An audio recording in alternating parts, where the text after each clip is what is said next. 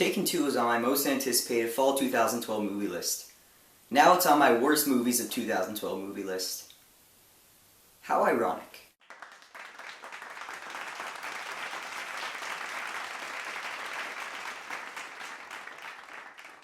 Hey guys, SPOOFOMANIA here, and over the weekend I went to go see Taken 2, and here's my review of it. So Taken 2 is of course a sequel to the original Taken, which came out in 2009, and Taken is one of my favorite action movies of all time. I mean, it was just so much fun to watch. Liam Neeson is just such a badass in that movie.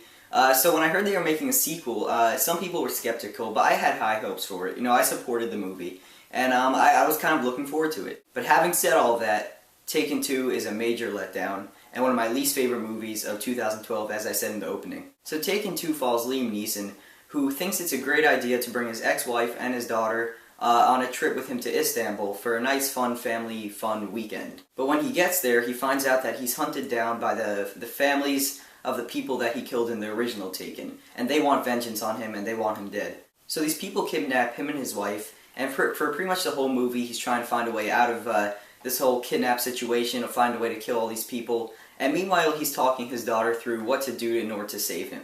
I'm just going to start off by saying, as one of the things I really didn't like about this movie, the plot is really messy. The original Taken just had such a simple and awesome premise. It's just, at heart, it's just pretty much a revenge movie. I was watching the classic scene the other day on YouTube where Liam Neeson is on the phone, his daughter's kidnapped, and then he starts giving the whole speech about how I will find you and I'll kill you, and then the guy just says good luck and he hangs up. And that's just like the perfect setup. That's just so cool. I could just see so many more cooler directions that they could have taken this movie in than the one that they did take it in, which was just really messy, and I just hated the plot to this movie. The plot being all over the place and everything is one of the things that made me really hate this movie. That and the writing. The writing in this movie is just horrific. It's horrible. I actually thought the original Taken was kind of well written. It had some cool one-liners. Of course, the speech he gives to the guy that kidnapped his daughter is awesome. It's so badass. In this movie, the script knows it's bad. You know, the screenwriter must have been writing this script and just been like, I know this isn't good, but I'm still going to put it out there and make people suffer. Also, the direction is horrible in this movie, because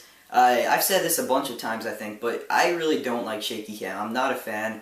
To me, the only director that could really pull it off is Paul Greengrass, and I think he's the only person right now that should be doing shaky cam, because other times I've seen examples of it. It has, in some cases, ruined movies. I hated it in The Hunger Games. I didn't like it in Safe House. You know, a lot of directors just overdo it, make it really dizzy, and this is one of the examples of too much shaky cam.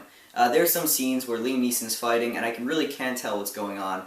Especially, I'm not going to ruin it, but there's one scene toward the end of this movie where something happens involving Liam Neeson, and I couldn't even the camera was so all over the place that I couldn't see what was going on in that scene.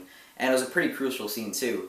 So the shaky cam really took away a lot from this movie. And the more I think about it, this movie was kind of unnecessary. I mean, I was still looking forward to it before going into it, despite the bad reviews and everything, because I still had hope for it.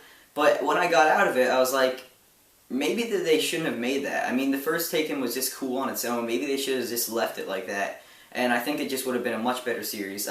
I'm glad to hear that they're not making a Taken 3 despite the good box office numbers. I read a story about it. They said that this is the final one, which I'm happy about, because I think what could they do with the Taken 3? Think about it. What could they possibly do with that? What story could they come up with? And also, another thing I really hate about this movie is Maggie Grace. All the other performances in this movie are fine, they're bearable, but Maggie Grace is just really annoying. I haven't seen her in a role yet that I've liked her in. I saw Lockout for some reason, don't ask me why.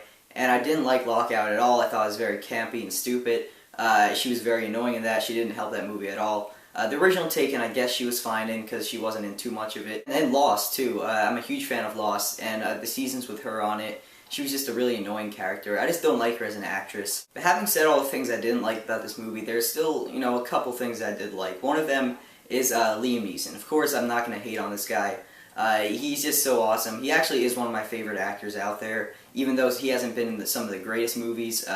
You know, I still think he sometimes, you know, goes for the, you know, big bucks on a movie or whatever, the movies that's offering him a lot of money, like Clash of the Titans, Wrath of the Titans. You know, he's been in a lot of bad movies recently, but a fair share of good ones too. But I still love Liam Neeson. He's one of the few redeemable qualities about this movie. But still, it's hard to say that you hate a Liam Neeson performance, though. You just can't say that. Liam Neeson's pretty much awesome in anything he's in. And also Famke Janssen, who plays Liam Neeson's wife in this movie, gives a pretty much just okay, fine performance as well. And this movie is kind of fast-paced, and it's action-packed, and I could see if somebody says that they like this movie, because it is fun at parts, you know, you do have fun with this movie at some parts, but still, for me, I found myself laughing at how bad this movie was, more than, you know, getting really into it and seeing how fun it was. But if you said you had a fun time with this movie, I completely understand it, because at some parts it is a fun movie.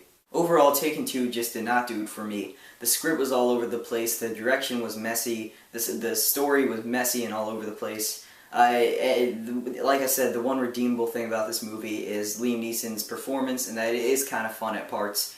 But still, I found myself laughing at this movie more than really getting into it. So I'm going to give this a 4 out of 10. Alright guys, so that's my review of Taken 2. Tell me in the comments below if you've seen Taken 2, if you liked it, if you want to see it, and also tell me what's your favorite Liam Neeson movie. Mine personally is is probably Schindler's List, but I still love The Grey, which came out earlier this year, and it's one of my favorite movies of the year as well. Alright guys, so thanks for watching, and I'll see you next time. Alright, bye.